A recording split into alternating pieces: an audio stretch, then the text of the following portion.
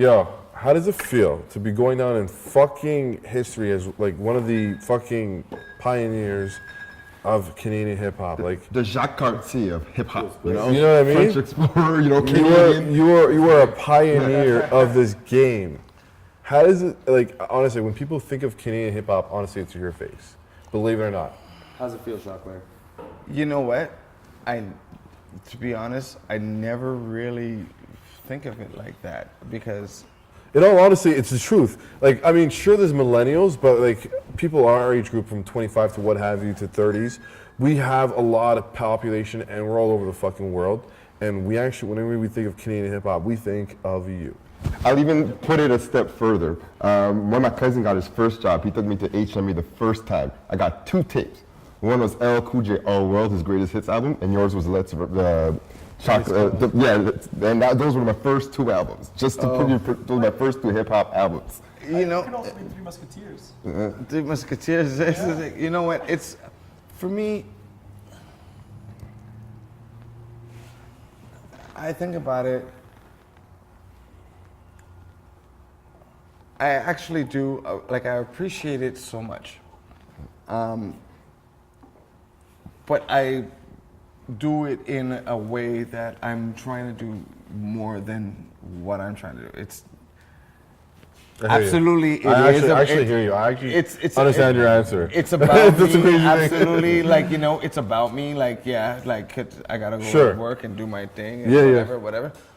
But it's about the scene. And the thing is that I see with everything is that I see that there's more than just the music. There's people that are behind the scenes of music that also need to be recognized. Oh, for sure. The managers, there's the people that do the clothing, there's the people, the stylists, there's there's the PRs, there's so many other people that actually go and move because they move a product. And the one thing that I'm so happy about right now is that there's an attention on up here, whether it's here, like be in Toronto, or whether it's out over in Vancouver, or wherever it is. It's just Canadian in general. Or Montreal. Yeah, in general, it's like there's an attention up here because people,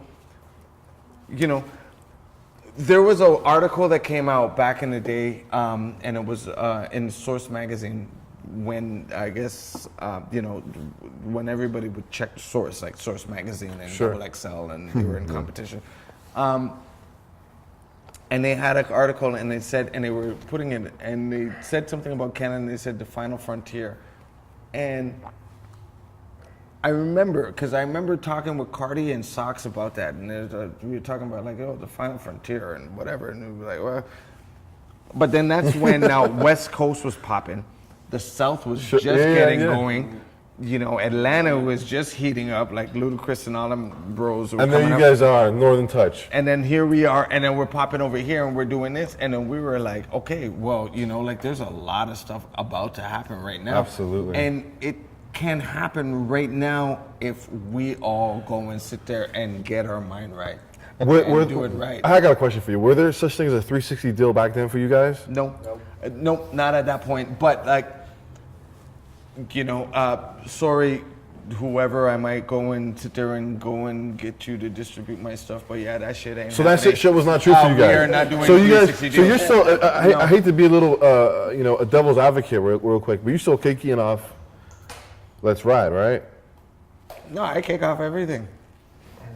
Enough said. I want to bring it back to Enough said. Yeah, I want to bring it back to just one thing that's That's right is good, but that's like, that's my steak and mashed potatoes with garlic. Ooh. But I still love my shrimp and my garlic bread. And that's amazing. Holler, light it up. Like, is that my garlic bread? I don't know, but my garlic bread is coming in. I just want to bring it up also, what I liked about everything that you said, but what stuck out to me also is that you kind of emphasized like passion over paper, what brought you guys together in a sense, and this stuff came afterwards. It's what you wanted to do, what you guys felt about, what you was passionate about, like the scene, and which is something that we got to bring, especially as a young artist, a new artist, that you want to do the same thing, to emulate something like that, right? Yo, are we, hold on, I just want to know, are we actually naming this shit on this? I want to ask is like, Because you had that preemptive when things were kind of real and there was no spotlight. You know, like it's like when I paint paintings or some shit. If I paint paintings when there's everyone watching, I like choke because it's hard for me to find my own like. Because it's a sacred experience. I almost think of it like mystical, like what I'm doing. It's very personal. Yeah. Yeah. And so when someone's like, "Yo, be prophetic," or like, you know, say like something real, like, how did that feel? Like, Well, you know, it's That's like fucked. That's such a fucked question. it is, eh? It's because it's such a thing. It's like- well, you know what? It's like, okay, so like when you're painting, right, and you're painting your picture and you're doing your thing and you just want everybody to get away. You're just like, yo, just go because I'm in my moment. It's like you're in the same thing when you're writing music. Like your experience to what you're gonna write is great to be around other people. So like, you know, like if we all went out to a club tonight and you know, we're jamming and we're throwing up and whatever, not throwing up, but like throwing up. Yeah. You know what I mean? And, you know, we're going, whatever, we're out tonight. We're going to have a good time and we're going to remember certain things and Totally. stuff that happened, whatever. And that's great too. But then when you're alone and then you analyze to yourself what that night was and what you're actually, you know, just stuff like that is like, that's when you get into your writing and Yeah. you don't really want anybody kind of curving your writing. Like, I don't want to say that you don't want opinions on it, but you really don't want opinion. You just want to go and talk about what your moments are. And somebody can help you adjust an opinion of what you're writing at that. Like, so I'm not whatever, but at the end of the day, it's like, look, I just went out last night and this is my night. And you write it all down. And that's what it is. And it's like, you know, like one thing I believe is like people gotta understand is like music is, there's a couple of emotions. Yeah. Food creates emotion because when you're hungry, you want the food that you want. Friends create an emotion because when you go and you hang out with your friends and you go and have a good time with your friends. And especially if they're your old friends, so they have history on you for time.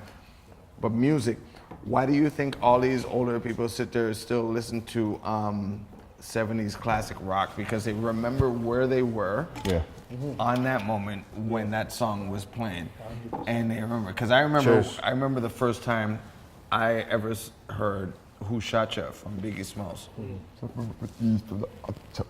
Yeah, I love that track. Yo, is that audio fucking good on that?